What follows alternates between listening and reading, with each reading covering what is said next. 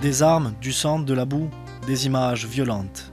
Sorti la semaine dernière, Ayotide y retrace les conditions de vie des soldats insulaires durant la Grande Guerre. Un mélange entre histoire et fiction.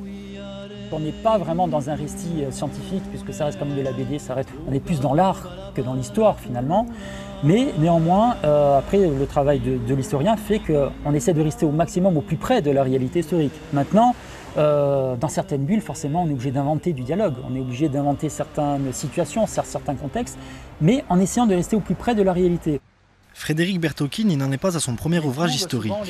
Docteur en la matière, il en a déjà sorti une quinzaine en 7 ans. Son best-seller, la trilogie sur Pasquale Baraoli, vendue à plus de 25 000 exemplaires. Les Corses ont, je crois, besoin d'avoir dans notre imagination collective de l'image sur notre histoire.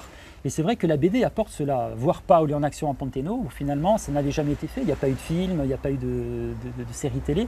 Et c'est vrai que la BD est un premier média, je pense qu'il y en aura d'autres par la suite, mais ça permet aux Corses de se rapprocher, je pense, de leurs racines. Là, c'est une planche qui est réalisée par exemple à partir de photographies d'Encode. Avec ces planches, Frédéric Bertocchini nous livre le secret de son futur à l'album. 2 tomes en préparation sur les événements d'Aléria, le 22 août 1975. J'ai pas conçu les scénarios à travers une lecture approfondie d'ouvrages historiques.